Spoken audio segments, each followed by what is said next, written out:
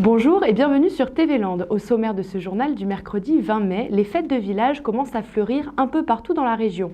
Le week-end dernier, Tarnos ouvrait le bal. Nous nous sommes rendus à la journée consacrée aux jeunes. Nous essaierons ensuite de comprendre ce qui pousse un artiste à créer avec un reportage sur le marché de l'art de Souston du week-end dernier. Autre rendez-vous culturel à découvrir, le cinéma Et dans le Pré, c'était à Bénesse-les-Dax. En tant qu'artiste, savoir assurer sa promotion en faisant appel aux bonnes personnes peut s'avérer très fructueux.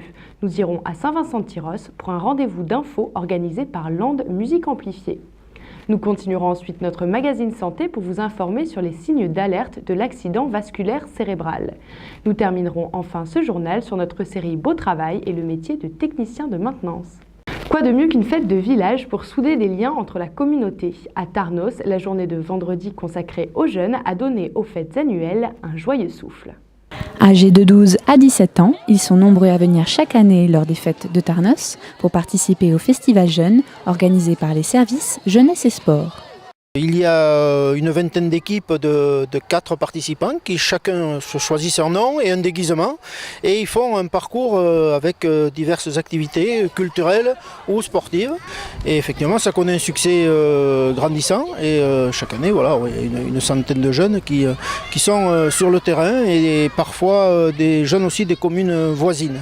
Ils se motivent les uns les autres et on voit que dans toute la ville, là, toutes les équipes se promènent d'un côté, de l'autre, passent de la médiathèque ici au stand. Voilà. Ça bouge de tous les côtés, voilà. C'est ça qui est intéressant. On a fait des jeux où on était notés pour après gagner un prix à la fin de la journée si on était les premiers. On a fait un atelier de petites voitures électriques, de la voiture à pédales. On a fait un atelier où on devait deviner des musiques. Tiens, moi j'ai préféré les voitures électriques. Et moi je préférais les voitures à pédales sur le circuit. Moi l'épreuve que je préfère c'est les vachettes. Au début je viens juste faire un parti pour ça. Et après j'aime bien les activités qui sont à côté. Toutes les épreuves, c'est vraiment, j'aime bien. Je fais ça tous les ans. On a tout aimé, c'est marrant quoi. On s'amuse beaucoup, moi c'est la première fois que je le fais, j'ai été surprise par toutes les activités qu'on peut faire. Et j'aime beaucoup. Les vachettes. Voilà. Ouais, les vachettes. Les vachettes. C'est drôle et qu'on s'éclate et voilà. C'est au quartier Castillon que des arènes éphémères sont installées pour que les jeunes puissent affronter les vachettes sur 3 épreuves. Un moment fort en émotion. Mais en fait, on a un endroit où on se cache, où la vachette ne peut pas rentrer. Et en fait, on a une poubelle au milieu avec des plots. Et en fait, le but, c'est de prendre un plot par un plot et les mettre dans un piquet de notre équipe. Et c'est le plus qui gagne. Il y en a qui n'ont pas de cornes et il y en a qui ont des grosses et il y en a des moyennes. Moi j'ai adoré les vachettes, bon, ça va, c'était énorme. Et donc aussi on se déguise et à la fin de la journée il y a un classement pour le meilleur déguisement. Alors oui, on avait tous un thème, donc le thème de cette année c'était la musique, donc on s'est tous déguisés sur des styles différents. Donc on avait un Michel Polnareff, donc on a essayé de jouer le jeu et les jeunes aussi se sont déguisés sur toute la journée et on a fait donc une élection du meilleur déguisement des jeunes, voilà.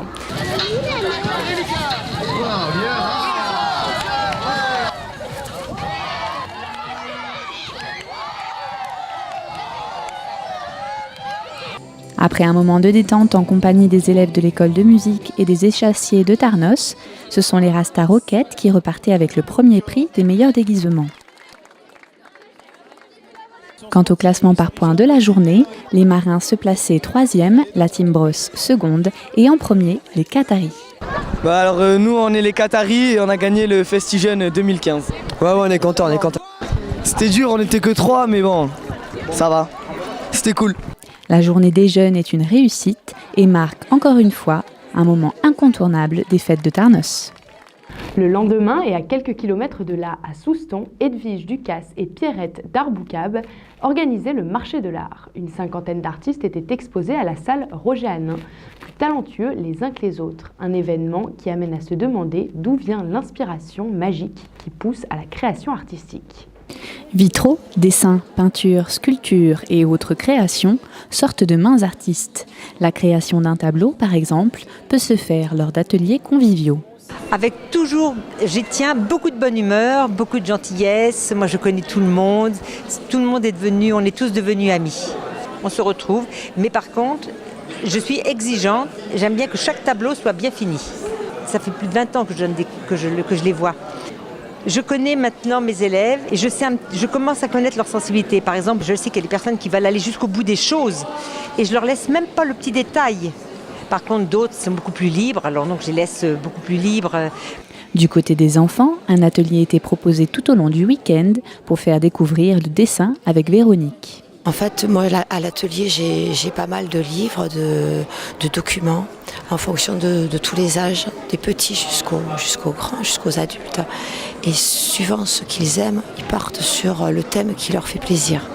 On fait des techniques mixtes, c'est-à-dire qu'on peut très bien, sur un seul et même dessin, utiliser le pastel comme l'aquarelle ou la peinture. Donc on combine différentes techniques sur le même dessin. Mélanger les enfants par âge et non par niveau pour stimuler la créativité est une technique qui fonctionne. Justement, cette dynamique, ils ont le même âge et de voir que d'autres ont commencé avant et qui sont capables de faire des choses aussi belles et aussi terminées, aussi finies à cet âge-là, stimule les autres et donc il y a une dynamique très très importante à ce niveau-là. J'ai des enfants qui sont avec moi depuis 5 ans et qui ont énormément progressé.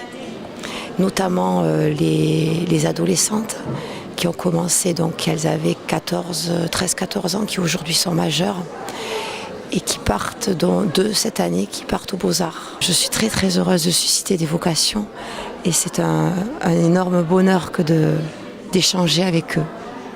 Mais alors que certains prennent des cours, d'autres préfèrent créer en solitaire et le résultat n'en est pas moins de qualité. Alors, je n'ai pas fait les beaux-arts, je n'ai pas fait ce genre d'école, je n'ai pas pris de cours de dessin. J'ai recherché par des bouquins, etc., la technique à choisir, là où je me sentais le plus à l'aise aussi. Puis après, j'ai laissé parler mon imagination. Inspiration et technique, les 2 mots clés de la création, pour la peinture, mais aussi pour tout autre art. La première des choses, c'est comme les peintres, c'est comme un petit peu tout, c'est de recopier ce qui a été fait. Parce que c'est une matière qui ne se travaille pas toute seule, il faut apprendre à la travailler, il faut apprendre à la faire cuire, il y a tout un processus qu'on doit apprendre et ensuite on peut mettre en application ses idées et ses envies. Ça peut être un objet, ça peut être une situation, ça peut être une image que j'ai vue, ça peut être un dessin, ça peut être une rencontre tout simplement et la terre me sert de support pour exprimer ses idées, ses réflexions, ses envies. Il faut être disponible,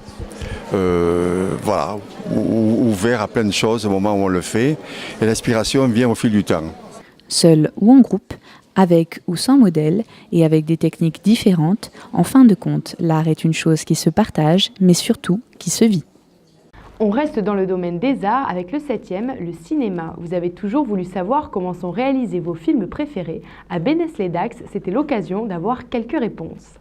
Caméra et projecteurs, cette année à Bénesse-les-Dax, le cinéma est dans le pré. Un événement culturel qui a mis en avant l'art cinématographique. Voilà, alors l'association Les Graines de la Culture présente pour la 4e année consécutive son événement clé qui a lieu au mois de mai, qui s'appelle Itinérance artistique.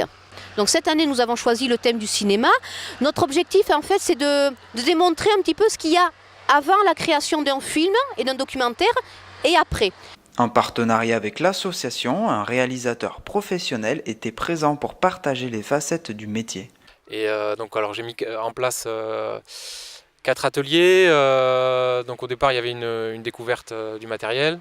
Il y a plutôt un atelier casting pour mettre un petit peu en scène les habitants du village sur le mode du casting. Voilà.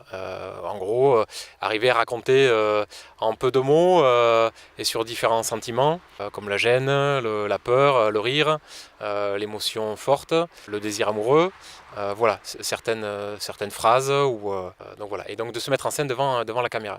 Et donc également aussi de pouvoir s'auto-construire un travelling, une petite perche. Bon, voilà, on peut aller dans un magasin de bricolage et arriver à trouver, avec un peu d'ingéniosité, trouver aussi des tutoriels sur internet.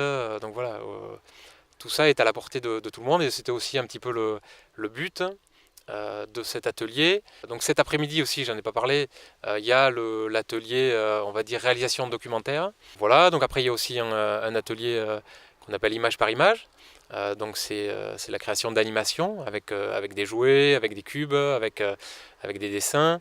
Et en fait c'est le principe même de l'animation, c'est-à-dire de faire une image. Donc nous on travaille avec des appareils photo, et donc de faire une image pour chaque mouvement. Donc on fait avancer nos personnages, et à chaque fois on fait une photo. Mise bout à bout, toutes ces photos créent un mouvement. Donc voilà, donc là il y a déjà eu des enfants qui sont venus et qui ont déjà fait leurs petites œuvres. C'est une voiture qui se prend un mur, il perd ses deux roues de devant, et il y a un réparateur qui les remet, puis après la voiture elle s'en va. En fait en gros, voilà, il y aura sûrement un petit montage derrière avec une journée ou une soirée de restitution de tout ce qui va être fait aujourd'hui, donc tant cette partie documentaire que donc les petits films des enfants sur l'atelier image par image, puis après l'atelier casting également. Une journée qui a rendu le cinéma accessible à tout le monde, aux plus jeunes comme aux plus grands. De quoi lancer de nouveaux comédiens ou de futurs réalisateurs. Mais une fois lancés, les futurs artistes auront besoin de savoir se vendre. Assurer sa promotion est aujourd'hui devenu un véritable savoir-faire.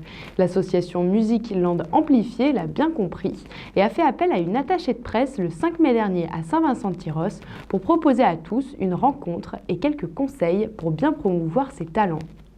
À Pôle Sud, ce mardi soir, Land Music Amplifié proposait une rencontre gratuite intitulée « Assurer sa promo ».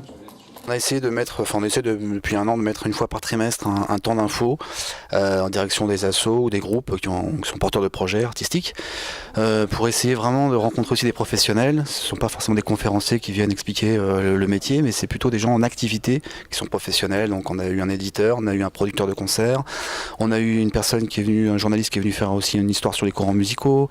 Et là on a eu l'envie de travailler avec une attachée de presse qui est en fonction, qui travaille aussi bien pour des groupes que pour des gros festivals. Donc pour expliquer un petit peu les petites ficelles, pour un petit peu bien communiquer son projet, bien promouvoir son projet et surtout essayer de toucher les médias pour après donner écho à son projet en fait. Venus de tout le département et même du Pays Basque, ce soir-là ce sont surtout des représentants de groupes de musique qui étaient venus poser des questions à Brigitte Badcave. Ça m'a fait très plaisir justement de pouvoir un petit peu informer sur la fonction d'attaché de presse et du coup de pouvoir faire part de mon expérience dans ce métier depuis pas mal d'années auprès des groupes que ça intéresse. Pour moi c'est plus un débat ouvert parce que je vais voir aussi qui parmi ceux qui viennent participer à cette conférence, quel est leur centre d'intérêt, quel est leur profil professionnel. Pas du cas par cas mais vraiment pouvoir être à l'écoute et en réponse à des questions particulières justement qui intéressent les gens qui vont assister à cette conférence, à ce débat. Véritable stratège, l'attaché de presse est le gardien du projet qu'il défend et qu'il sait placer aux bons endroits. Alors, un attaché de presse, ça sert à faire connaître un groupe ou un événement et surtout à anticiper un maximum dans un planning, les moments et les éléments d'information à communiquer auprès des médias en utilisant les réseaux web, en utilisant le fichier des connaissances presse, radio, télé et surtout en ciblant les journalistes qui pourraient être intéressés par une actualité et en essayant de voir un petit peu les angles. Aujourd'hui, c'est pas que l'attaché de presse qui fait le job déjà l'artiste lui-même avec son univers, son album, sa tournée, mais aussi il prend la parole beaucoup dans les réseaux aujourd'hui. Et donc c'est aussi en intelligence avec lui qu'on peut commencer à relayer et à communiquer sur son travail, quoi. Donc du coup c'est vraiment de valoriser et de voir, encore une fois, de se faire un rétro-planning sur les temps forts et à quel moment relayer. Donc il y a encore une fois, les réseaux c'est une chose, après c'est une stratégie à mettre en place avec des temps forts et des alertes à faire et surtout souligner quelles sont ses qualités. C'est vraiment ce qu'il faut définir. Assurer sa promo, c'est définir ses qualités, mais surtout faire confiance à celui ou celle qui va vendre le projet aux médias, vecteurs de diffusion.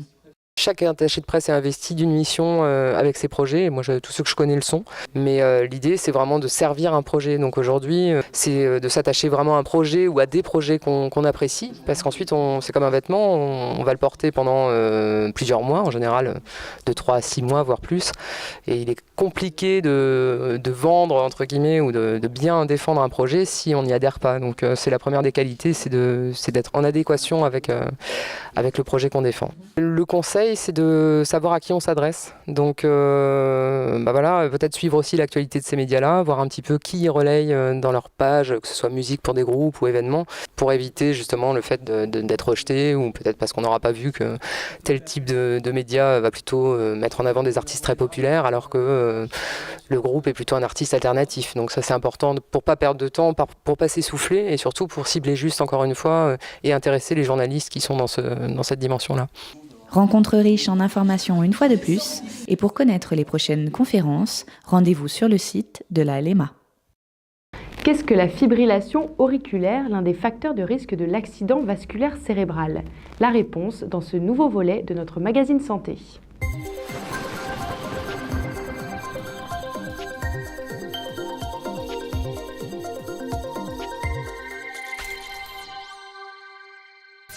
L'accident vasculaire cérébral ou AVC nous concerne tous, mais ce n'est pas une fatalité. Pour le faire reculer, il faut mieux le connaître et mieux comprendre les actions de prévention. Au sommaire de Stop AVC, le magazine de la prévention, qu'est-ce que la fibrillation auriculaire, l'un des facteurs de risque de l'AVC? Quels sont les signes d'alerte sous anticoagulants et la conduite à tenir? Tout de suite, question d'AVC.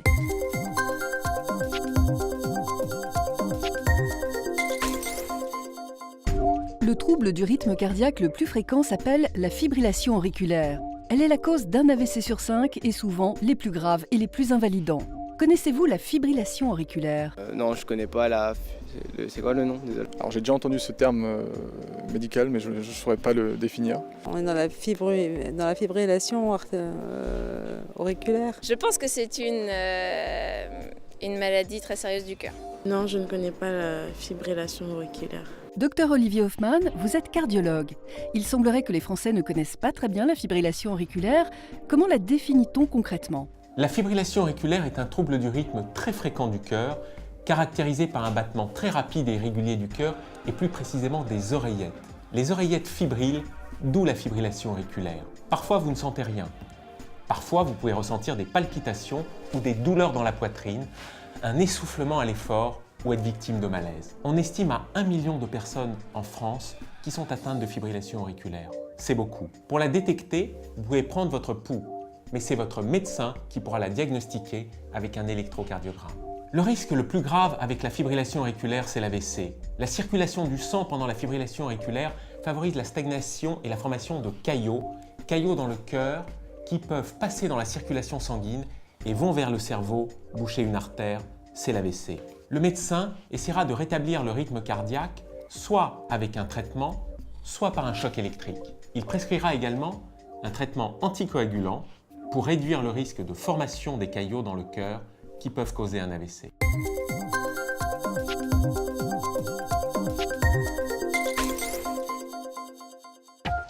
Avec une fibrillation auriculaire, vous avez 5 fois plus de risques de faire un AVC.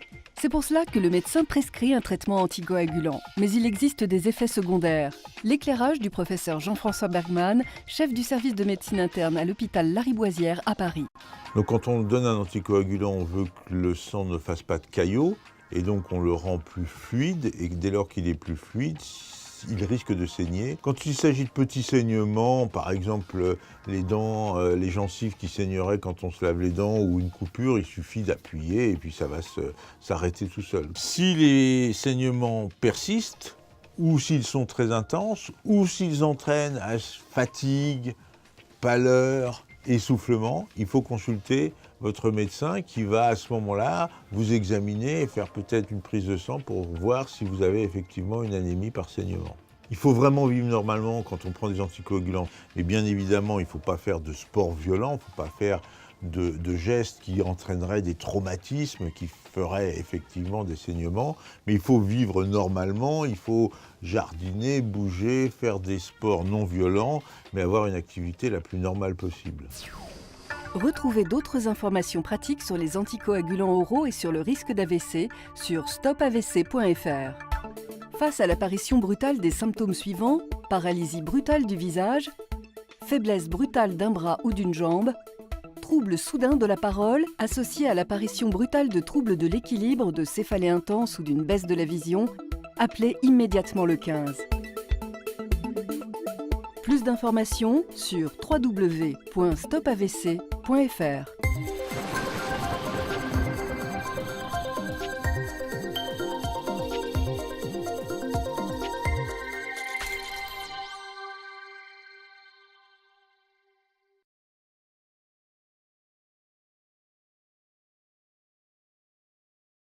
Pour le prochain épisode de notre série de métiers, découvrez ce que fait un technicien de maintenance au quotidien.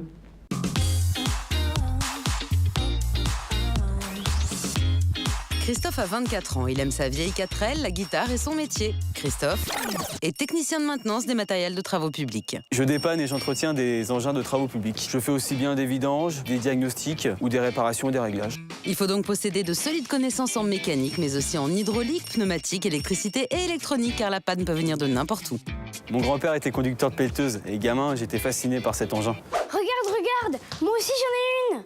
Enfin, c'est surtout la taille des machines qui m'impressionnait et qui m'impressionne toujours d'ailleurs. Mais Christophe doit aussi être autonome et rapide. Quand il y a 30 personnes qui comptent sur moi pour reprendre un chantier, j'ai intérêt à être bon, mais c'est passionnant et je suis très fier de mon métier. Après 4 ans en alternance et un bac pro, Christophe gagne aujourd'hui 2 230 € par mois, sans compter les primes. 1200 postes sont à pourvoir chaque année et des offres sont disponibles sur beautravail.org.